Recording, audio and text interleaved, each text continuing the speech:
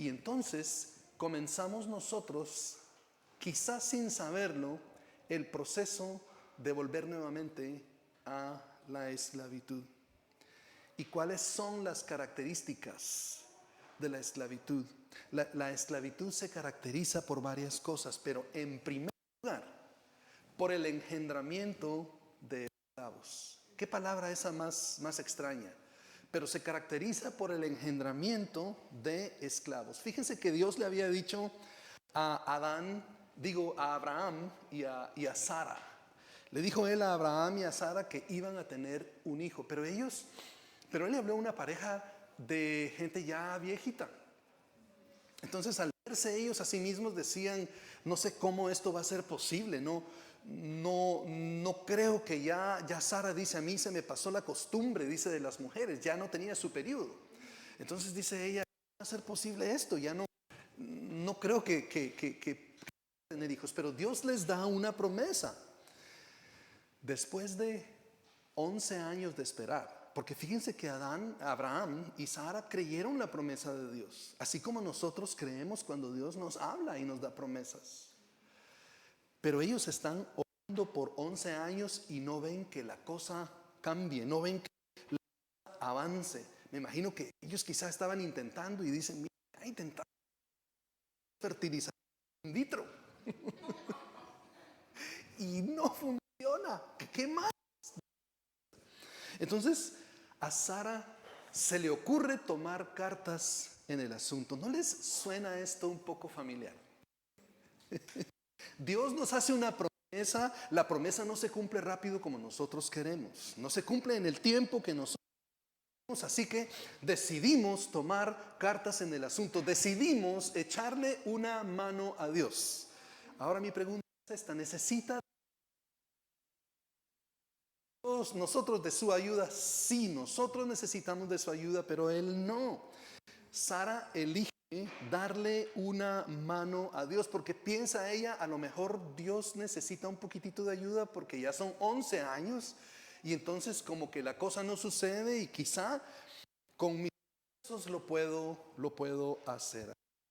Ella cartas en el asunto, resultado de ello. Entonces ahora Abraham tiene 2 hijos mientras estaba casado con Sara, en lugar de tener uno como Dios le había prometido. Dios no prometió 2 hijos, Dios le dijo 1, pero ahora tiene 2. Quizá alguien diga, bueno, 2 es mejor que 1. Sí, pero yo creo que antes de que saltemos a conclusiones apresuradas, tenemos que entender lo que ocurrió en esta familia, porque Gálatas 4:22 confirma que Abraham tuvo 2 hijos, pero escuchen esto, dice el texto de la escritura allí, que él tuvo uno con la esclava y otro con la libre. Quizá, hermanos, entonces, 2 no sean mejor que 1 cuando de un triángulo amoroso se trata. Porque nunca fue el plan de Dios que Abraham y Sara se vieran envueltos en un triángulo amoroso. ¡Qué desastre!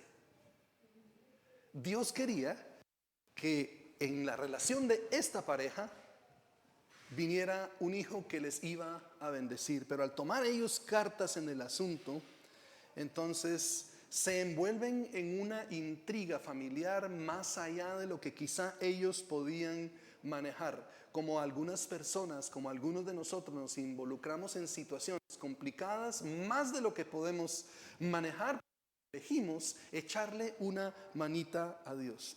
Ahora, si es suficiente, me refiero a ese triángulo amoroso y el desastre que eso causa.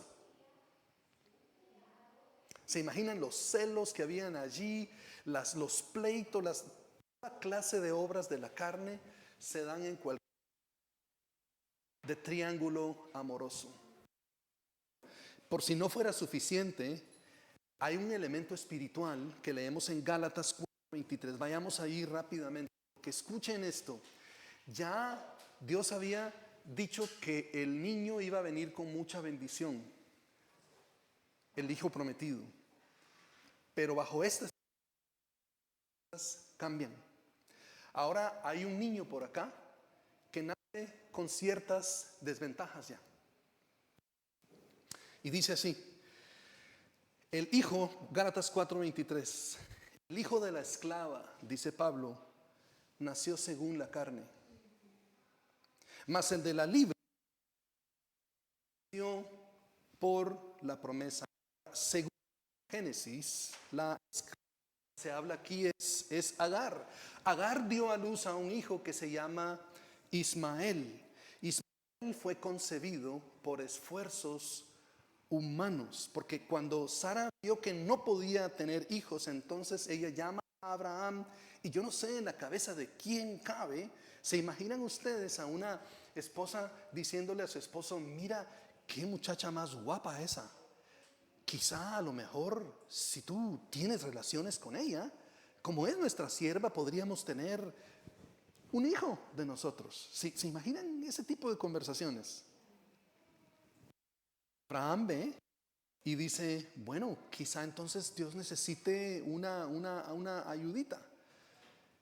Y se enreda él con su criada, y entonces en la mente de ellos dicen, listo, la promesa de Dios, ya vamos a tener descendencia. Pero esto fue un intento, hermanos, cumplir la promesa divina a través de sus propias ideas, a través de sus propios recursos. Y esto en lenguaje bíblico significa hacer las cosas según la carne. Eso es lo que Pablo explica en este texto. Ellos hicieron, dice, él nace según la carne, por sus propios recursos y a través de sus propias ideas. Consideremos esta pregunta un minuto.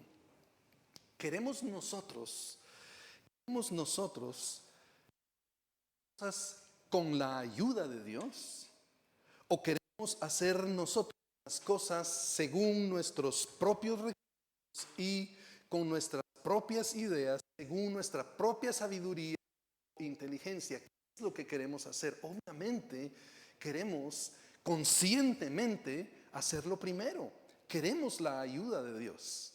Pero cuando sentimos que no estamos recibiendo la ayuda de Dios que queremos, aunque Dios nos ha extendido su ayuda, nos ha dado una promesa, entonces cruzamos esa línea. ¿Cuántos de ustedes recuerdan momentos donde cruzaron esa línea? Yo recuerdo momentos donde he cruzado esa línea, donde he tenido promesas de Dios, pero he elegido hacer las cosas según mis propias ideas, con mis propios recursos, y les garantizo, yo no sé cómo les ha ido, pero a mí no me ha ido bien cuando he cruzado esa línea.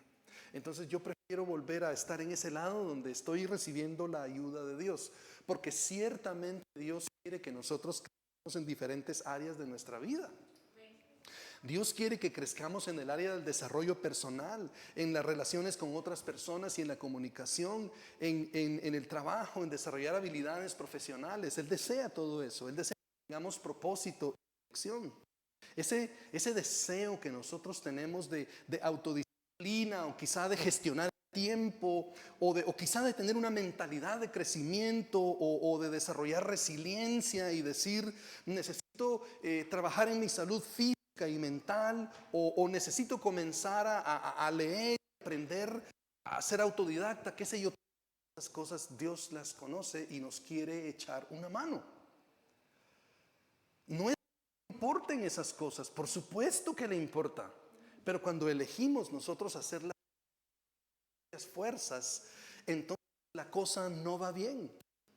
Queremos crecer y ya aprendimos que debemos aprender a escuchar, que quizá debemos ser más empáticos, que quizá debemos desarrollar una red de apoyo para nosotros, o que crecer en comunicación asertiva, e intentamos en nuestros propios medios, con nuestras propias fuerzas, y no salen bien. Aprendemos un montón de técnicas y desarrollamos ciertas habilidades en nuestros propios esfuerzos, según nuestra propia sabiduría, la sabiduría de otros hombres, y no buscamos la ayuda de Dios. No es que Dios diga no explores esas áreas, no. Lo que Él está diciendo es, cuando explores un área particular, el área que sea, acuérdate que te ofrezco mi ayuda.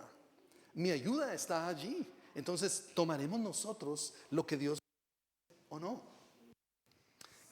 Diga, no, el asunto de la especialización laboral o qué sé yo, el desarrollar la adaptabilidad o el resolver conflictos o el manejo del dinero o la producción inteligente, eso es algo muy personal. Eso no es cuestión de la fe, no es cuestión de buscar la ayuda de Dios.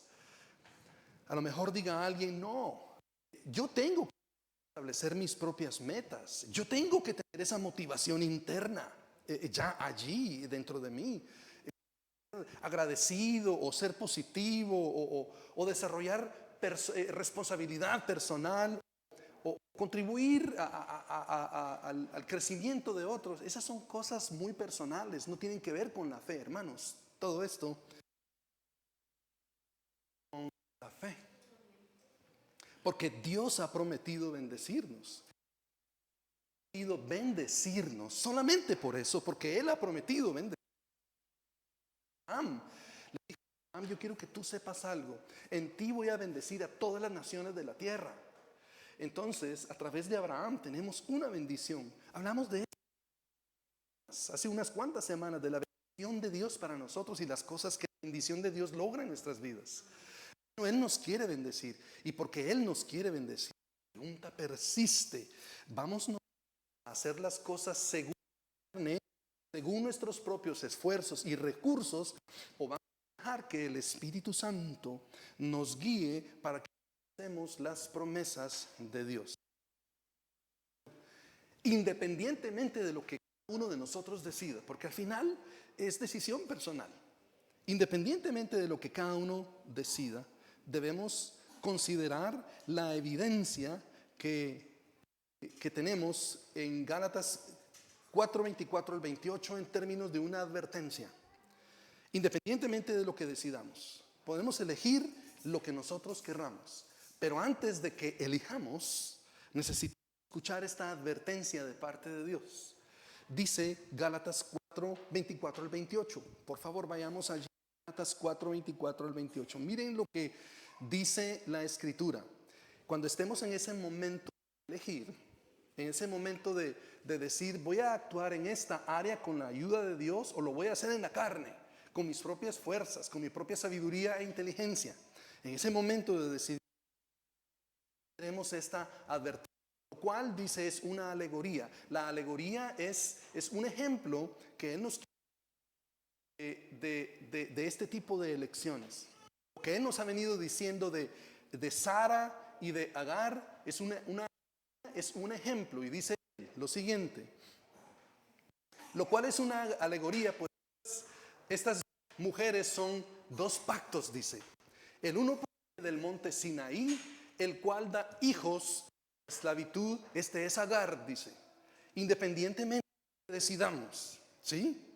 Si elegimos el pacto con Agar, entonces vamos a producir hijos de esclavitud, vamos a engendrar hijos de esclavitud. Por eso dijimos que la primera característica de la esclavitud es el engendramiento de esclavos. Una persona libre no puede producir un esclavo. Una persona libre produce a alguien libre. Una persona que es esclava produce a otro esclavo.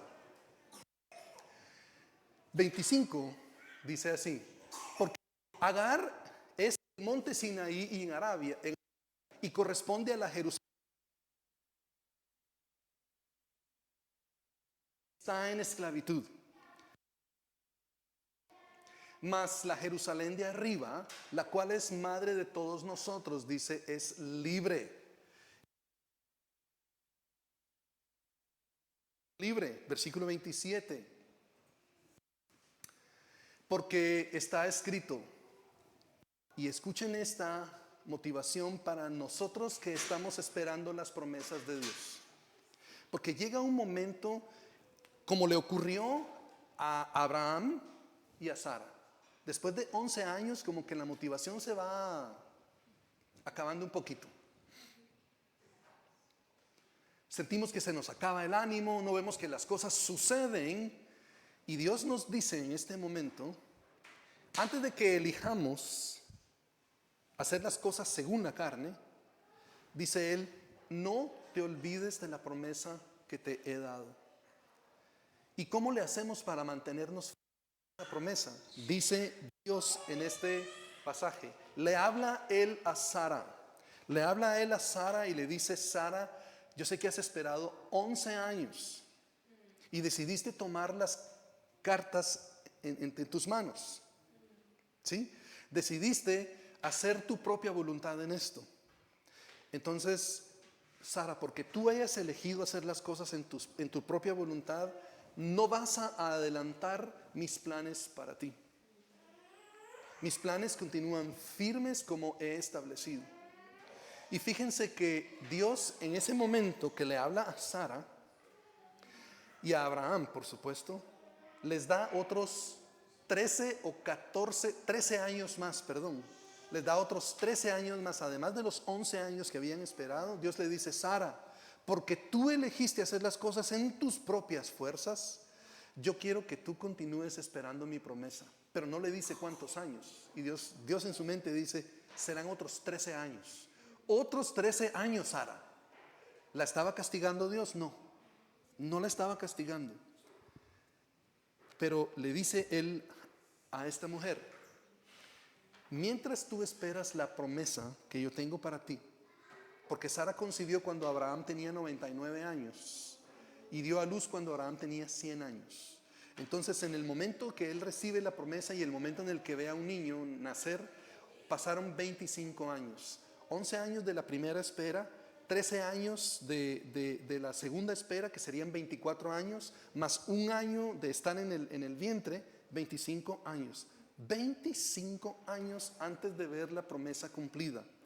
Y Dios le da un mandato a ellos: ciertamente verás la promesa cumplirse. Pero mientras eso ocurre, le dice Dios a la estéril: regocíjate, dice, regocíjate, oh estéril, tú que no das a luz. Entonces Dios le dice: yo entiendo que ya perdí el gozo. Eso es lo primero que ocurre cuando comenzamos a caminar la ruta de hacer las cosas según la carne, en nuestra propia voluntad. Ya hemos perdido el gozo y estamos en el punto donde decimos: quizá Dios necesita mi ayuda. Pero Dios le dice: Sara, regocíjate. Y escuchen, ¿cómo? Yo no sé si alguien le dijera esto a una persona, qué difícil sería, pero le dice: fíjate, estéril, le dice. Porque Dios le dice: yo entiendo tu condición, yo sé exactamente en dónde estás y lo que está ocurriendo en tu vida, lo sé, y quiero hacer un milagro. Pero antes de que el milagro ocurra, estéril, le dice. Me imagino a Sara escuchar esas palabras. Estéril, yo quiero que tú te regocijes, le dice. Yo quiero que tú te regocijes. Y luego le dice: prorrumpe en júbilo y clama, tú que no tienes de parto. Porque más, le dice Dios, y le recuerda la promesa, más son los hijos de la desolada. Escuchen, Dios le vuelve a dar su condición a ella. Eres estéril, estás desolada, no tienes ningún gozo, perdiste el gozo en tu vida. Pero quiero que te regocijes, que prorrumpas en gozo, en júbilo y cantes, porque más son los hijos de la desolada que de la que tiene marido. Versículo 28. Así que, hermanos, nosotros, dice el texto de la Escritura, así que, hermanos, nosotros, como Isaac, somos hijos de la promesa. Somos hijos de la promesa. Ahora, entonces, si tú quieres vivir en esclavitud, si tú quieres que tus descendientes en esclavitud, si tú quieres que las personas que están bajo tu círculo de influencia en esclavitud, si quieres que las personas que están cerca de ti sean infectadas con la esclavitud, entonces sigue tus propios caminos. Entonces haz las cosas según tu propia sabiduría. Si tú quieres experimentar el gozo con la cual Cristo nos ha hecho libres, entonces haz las cosas como Dios te dice que las hagas. No hay vuelta atrás. No deseches la promesa de Dios. No deseches la sabiduría de Dios, porque ciertamente Dios te quiere bendecir. y te quiere bendecir, y tienes que entender esto, porque Él te ama con amor eterno. Somos llamados hijos de la promesa.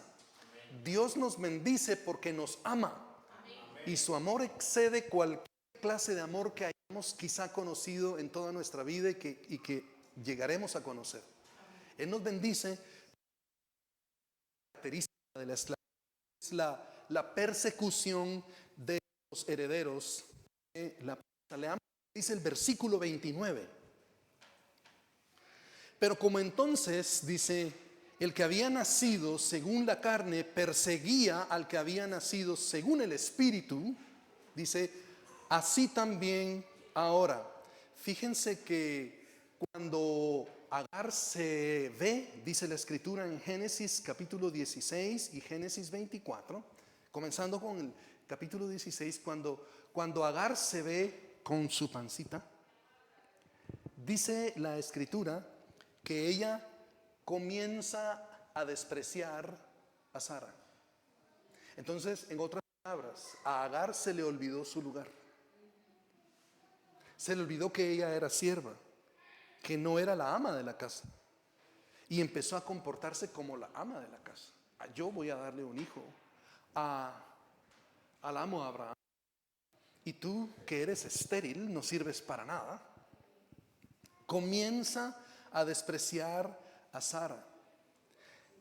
Y fíjense que ¿qué es lo que aprende el hijo de ella, Ismael, a hacer cuando ve Isaac, el hijo de Sara?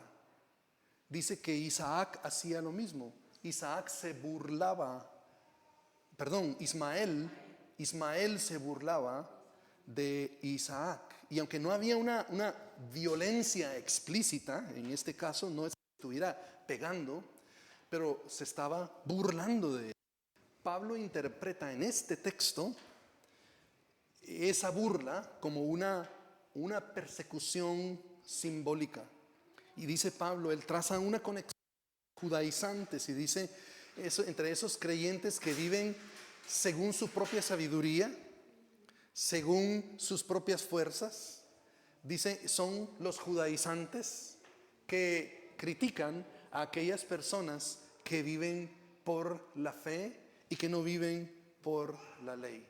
Y hemos visto este desprecio, hemos visto esta burla a lo largo de las Escrituras, cuando alguien cuando alguien ha elegido vivir según la carne, según sus propias fuerzas y según su propia sabiduría, y no según los propósitos de Dios.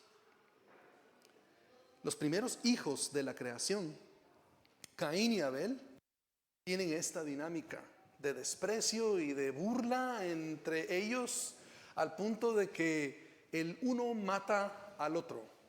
El que quiere hacer las cosas según su propia sabiduría y que desprecia las cosas de Dios, le quita la vida a su propio hermano que vive por la fe. Eso es lo que ocurre, hermanos, con la esclavitud. Es terrible, porque hace que nos convirtamos en perseguidores de los herederos de las promesas. Ya se pueden imaginar que en esta dinámica de desprecio y burla quizá haya un poco de envidia por allí, de ver que otras personas están creciendo y que nosotros no estamos creciendo. Y eso fue exactamente lo que le ocurrió a David y a Saúl, porque Saúl ya era el rey. David no era el rey, Saúl era el rey. Pero Saúl comienza a ver que David, por la bendición de Dios en su vida, comienza a recibir el favor del pueblo. Y Saúl comienza él a envidiar la bendición que David tenía. Pero ya Saúl había elegido hacer las cosas según la carne. Él llegó a un momento donde él llegó a ese punto que hablamos al principio, donde él elige hacer las cosas según su propia fuerza, según su propia sabiduría, según sus propios recursos. Él llegó a ese y eligió seguir caminando en esa dirección. Podemos cambiar de dirección. Pero Saúl eligió seguir caminando en esa dirección. Y comienza a envidiar a David al punto de querer matarlo. Los fariseos, los líderes religiosos del tiempo de Jesús hicieron lo mismo. Ellos en su propia sabiduría no entendían las escrituras. No captaban ellos las escrituras. Y Jesús, al cual estaba lleno del Espíritu Santo. Pablo hizo lo mismo. Por su falta de entendimiento de las escrituras y del conocer el poder de Dios actuando en las vidas de las personas, comienza él a perseguir la iglesia y a quitarle la vida a las personas en la iglesia. Esto ocurre también en las familias, donde un padre, donde un hijo cree que se merece más amor de sus padres porque tiene la tendencia a ser un poquito más obediente. Y entonces comienza a despreciar a sus hermanos y a creerse que es mejor que los demás. Algo así como la historia del hijo pródigo, donde el hijo menor sí, él necesitaba cambiar, necesitaba algo en su vida. Todos necesitaban algo en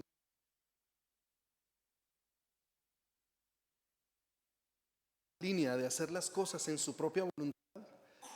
Llegó un momento donde recibió la claridad de parte de Dios y dice: ¿qué estoy haciendo aquí? Necesito volver a donde estaba antes, a volver a confiar en las promesas de Dios. No puedo seguir acá.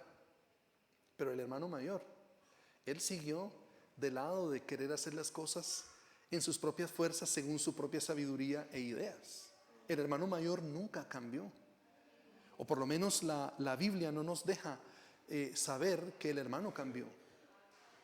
Hacía todas las cosas bien, según las reglas, según las normas, pero su corazón no estaba. Podía ver el corazón, el padre podía ver el corazón de estos dos hijos. Dios ve nuestro corazón. En la iglesia ocurre lo mismo. Hay personas que han avanzado, que tienen una espiritualidad más avanzada que otros. Y cuando llegamos a pensar de nosotros en esa manera, que estoy muchísimo más avanzado en la espiritualidad que los demás, en ese momento entramos en esa dinámica donde estamos casi diciendo: quiero cruzar esa línea de hacer las cosas en mi propia sabiduría. Y se evidencia cuando comienzo a despreciar a los demás, cuando comienzo a ver a los demás como que son menos que yo, en lugar de que de verlos como mis iguales, como mis hermanos, a quienes el Señor Jesucristo ha rescatado, a quienes Él ha hecho libres, a quienes como yo estamos en el proceso de crecimiento.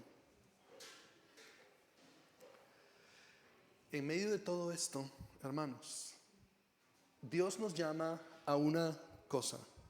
Nos llama, según Gálatas 5:1, a estar firmes con la libertad con la cual Cristo nos hizo libres. Y nos dice Él lo siguiente: Dios no nos daría esta advertencia si no existiera la posibilidad de que nosotros cayéramos en este tipo de esclavitud. Y dice Él: manténganse por favor libres en esa libertad con que Cristo les hizo libres. Dice: y no estéis otra vez sujetos al yugo de esclavitud. La última característica de la esclavitud tiene dos componentes que van juntos. Uno es la expulsión y el otro es la desheredación. Vayamos al versículo 30 para entender este punto. Dice el versículo 30 así: mas ¿qué dice la escritura?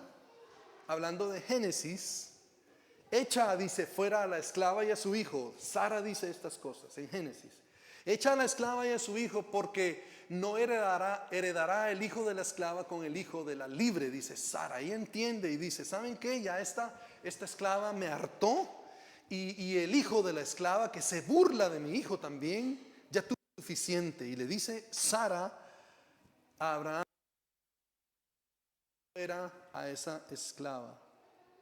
Entonces, la esclavitud nos lleva a la expulsión de la familia de Dios en este caso.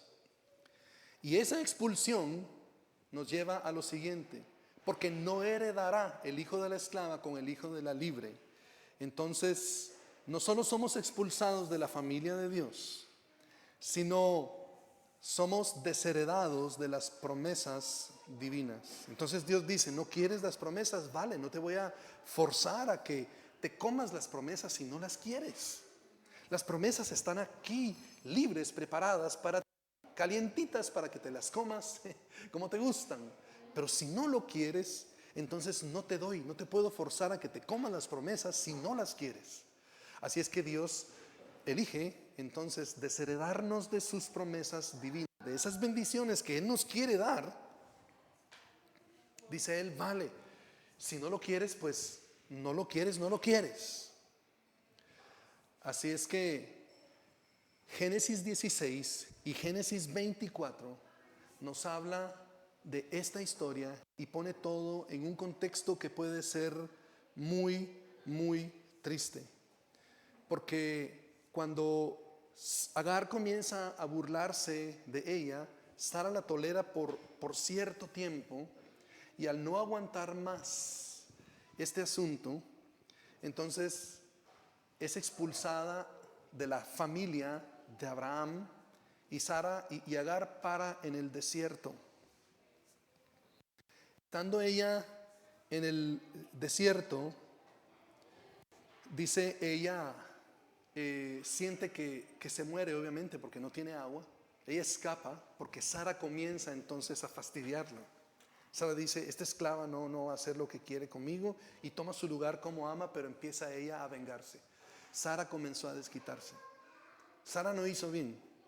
Estaba en su derecho, pero no hizo bien. La otra le faltó al respeto y dice, me las va a pagar, la voy a poner en su lugar, como quizá algunos de nosotros hayamos hecho. Estamos en nuestro derecho porque alguien nos ha faltado el respeto y queremos ponerles en su lugar, pero a veces se nos va la mano. Eso ocurrió acá. Sara se va, Agar se va, y estando en el desierto, ella está que se muere. Y estando allí que se muere, el ángel de Dios se le aparece y le dice, Agar, ¿qué estás haciendo acá? Y dice, salí de la casa porque mi ama Sara me fastidia tanto que prefiero mejor perder la vida que estar allí. ¿Se imaginan al punto? ¿Se imaginan lo que Sara le estaba haciendo a Agar para que Agar, ya ella decide, yo mejor me voy a morir al desierto? O sea, era un fastidio el de Sara para Agar. Y estando en el desierto, un ángel de Dios se le aparece y le dice lo siguiente. Mira, Agar, le dice, voy a decirte algo. Ese niño que llevas en el vientre va a nacer, no se va a morir, y tú tampoco te vas a morir. Ese niño, le dice, lo vas a criar allí, lo vas a educar, lo vas a dar a luz, le vas a poner por nombre Ismael. Ismael quiere decir Dios oye, porque Dios ha oído tu lamento. El fastidio de Sara para ti, Dios lo ha oído, y tu hijo va a nacer. Y entonces Dios le muestra un pozo, ella bebe del pozo, recibe las fuerzas, y ya con más claridad, porque se imaginan estar si aquí nosotros sentimos el calor que nos mata, se imaginan lo que está pasando con Agar. Toma ella agua, y entonces el ángel de Dios le dice, pero quiero decirte algo, le dice. Mira, ciertamente tú metiste la pata con Sara. Dios va a lidiar con Sara conforme a sus acciones. Pero ahorita no estamos hablando de Sara, le dice el ángel a Agar. Estamos hablando de ti y lo que tú hiciste para que ella hiciera lo que te hizo. A ti se te fue la mano también. Te burlabas de ella, la despreciabas. Y ahora le dice Dios a Agar a través del ángel, yo quiero que tú vayas y que te vuelvas sumisa bajo la mano de Sara. ¿Se imaginan eso? Para que tu hijo viva y que tenga las promesas que tienes, tú tienes que hacer algo. Tienes que ser humilde y someterte bajo la mano de Sara. Algunos de nosotros dirían, prefiero morirme aquí en el desierto, ¿sí? Antes que volver allá y decirle a esta o a este que tiene razón y que voy a someterme a su autoridad o a su liderazgo, qué sé yo. Pero Agar lo hace y Dios la bendice. Pero cuando el niño nace, entonces, cuando Ismael nace, empieza a crecer y ya hablamos de la burla de Isaac. Sara no tolera esa situación otra vez. Ya le había pasado con Agar y dice, mi hijo no va a vivir lo que yo viví con esta sierva. Echen a esa sierva y a su hijo. Y no me importa si se mueren en el desierto. Sáquenlos de aquí. Y Abraham le dice, pero Sara, ¿cómo haces esto? ¿Cómo es posible? Echa a la esclava de la casa y a su hijo con ella.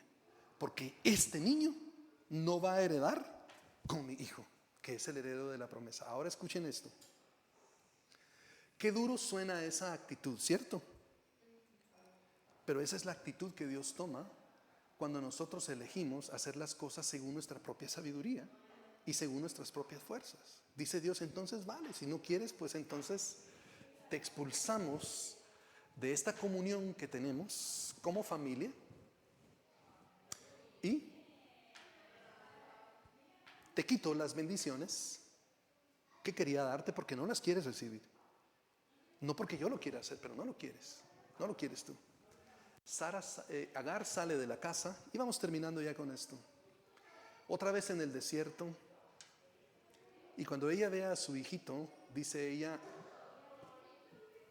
voy a dejar al niño acá. Escuchen esto, el pensamiento de Agar en este momento, para que nos hagamos una idea lo deprimida que estaba y lo derrotada que se encontraba. Voy a poner a mi hijo por acá y me voy a ir a una distancia de tiro de arco, dice. No sabemos exactamente a qué tan lejos es el tiro de arco, digamos a una cuadra, pensemos una cuadra. Y me voy a ir una cuadra adelante en el desierto porque yo me voy a morir y no quiero no quiero ver a mi hijo morirse, ni quiero que él me vea cuando nos muramos. Aquí de fijo nos morimos en el desierto. Ella estaba lista para morirse. Sabía que la cosa iba a ser así. Estaba a punto de morir. Y cuando ella, de sed, se le aparece un ángel a ella diciéndole lo siguiente.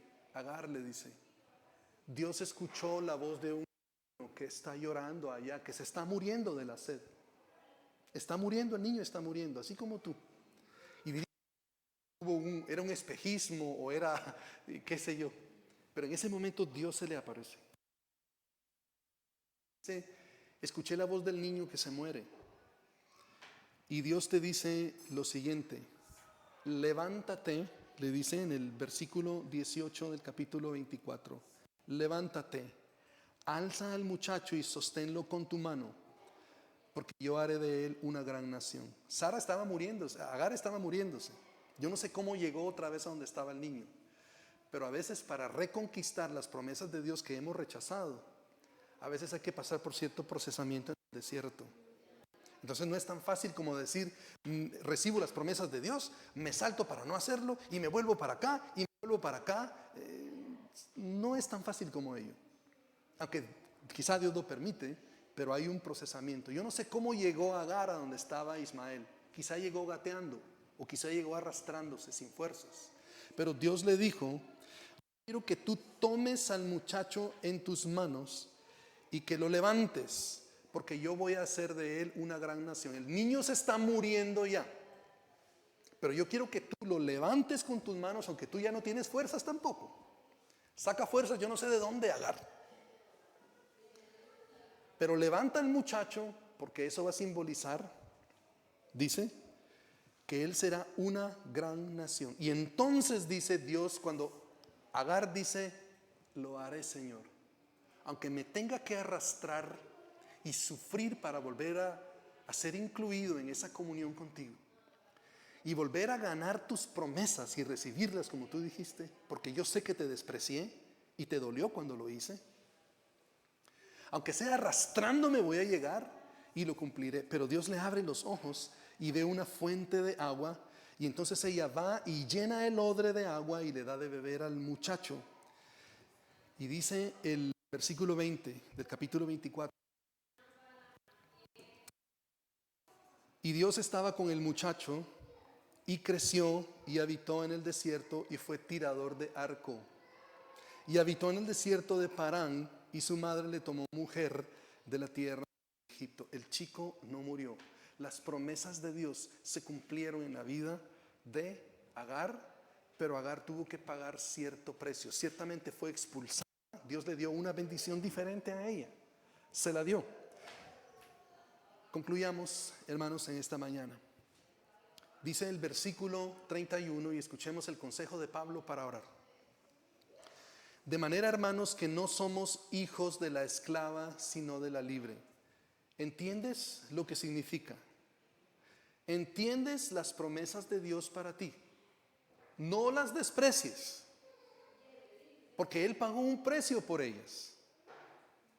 Y si tú quieres despreciarlas, tendrás que pagar un precio por volver a insertarte en recibir esas promesas. Pero dice Él, somos hijos, no somos hijos de la esclava, sino de la libre. Mantengámonos, dice entonces en el versículo 1. Entonces, estad pues firmes, dice, en la libertad con que Cristo nos hizo libres. Y no estéis otra vez sujetos al yugo de esclavitud. Ciertamente Dios tiene el poder para rescatarnos del yugo de esclavitud, pero no nos metamos por nuestras propias fuerzas y sabiduría en ese yugo de esclavitud. Oremos, hermanos.